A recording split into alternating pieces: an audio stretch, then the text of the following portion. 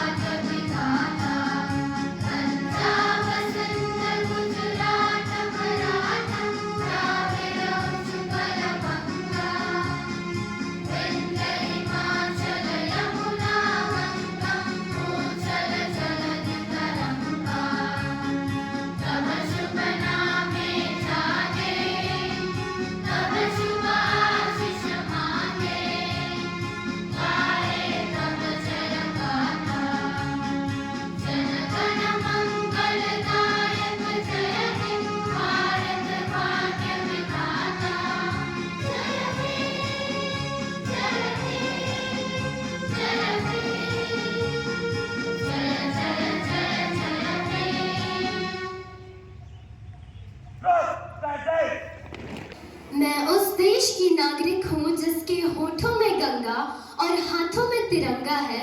मैं उस देश की नागरिक हूँ जिसके होठों में गंगा और हाथों में तिरंगा है। वो देश जो कभी सत्यम शिवम सुंदरम, कभी वंदे मातरम और कभी पंजाब सिंध गुजरात मराठा द्रविड़ उत्कल बंगा है।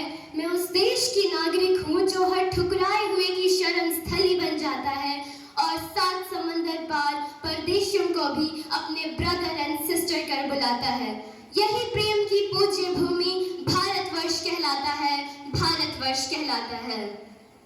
परम सम्माननीय अतिथि डॉक्टर फादर रोशन बा, प्रधानाचार्य सेंट जेवियर कॉलेज सिमडेगा, आदरणीय प्राचार्य फादर बिपिन तिर्की, सिस्टर्स, शिक्षकगण, अभिभावकगण और मेरे प्यारे साथियों, गणतंत्र दिवस की इस स्वर्णिम बेला पर मैं अमृता खलखो कक्षा 8वीं बी की छात्रा आप सभी का हार्दिक अभिवादन करती हूँ और आप सभी को गणतंत्र दिवस की हार्दिक शुभकामनाएं। आज 26 जनवरी है और हम देश का 76वां गणतंत्र दिवस मना रहे हैं और मैं खुद को सौभाग्यशाली मानती हूँ कि इस पावन अवसर पर आप लोगों के समक्ष देश प्रेम की भावना से ओतप्रोत कुछ शब्द रख सकूं। शहीदों का सपना जब सच हुआ, हिंदुस्तान तब स्वतंत्र हुआ।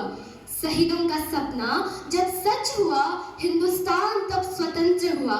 आओ सलाम करें उन वीरों को, आओ सलाम करें उन वीरों को जिनकी वजह से भारत गणतंत्र हुआ, भारत गणतंत्र हुआ। संविधान की आवश्यकता थी जिसके आधारभूत देश की जनता निर्धारित नियमों और कानूनों का पालन कर सके, जिसके लिए डॉक्टर भीमराव अंबेडकर के नेतृत्व में स्थापित समिति में शामिल हुए दिग्गज राजनेता जैसे पंडित जवाहरलाल नेहरू, सरदार वल्लभ भाई पटेल, डॉक्टर प्रसाद इत्यादि जैसे 284 सदस्यों की संविधान सभा ने देश को 26 नवंबर 1949 को देश का संविधान अर्पित किया।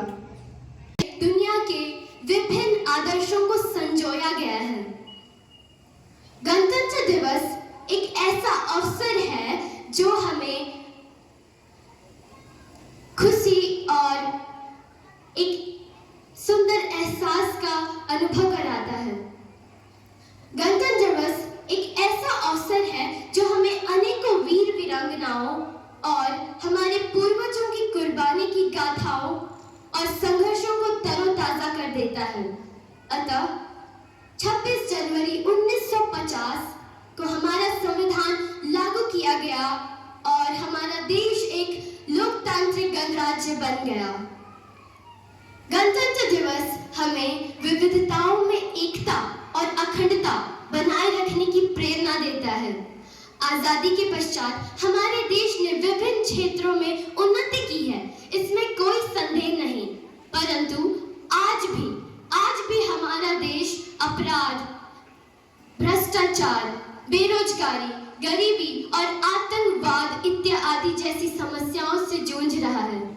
तो यहाँ आवश्यकता है हम सभी देशवासियों को एकजुट होने की और इन समस्याओं से देश को बाहर निकालने की, ताकि हमारे स्वतंत्रता सेनानियों और संविधान संस्थापकों का सपना साकार हो सके और हमारा देश एक श्रेष्ठ और विकसित भारत बन सके।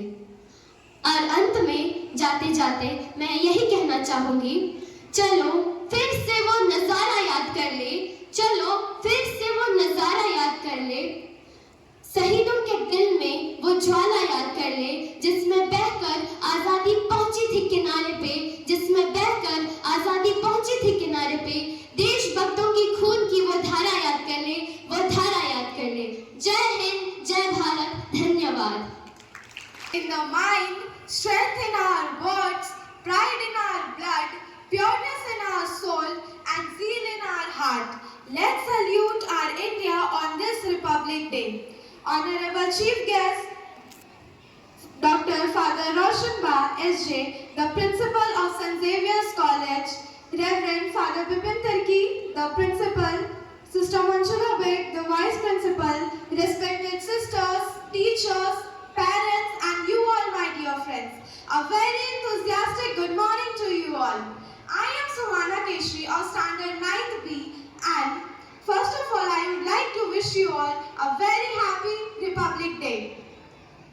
As we all have gathered here on a very special occasion of Republic Day. Republic Day is also a national festival for all of us.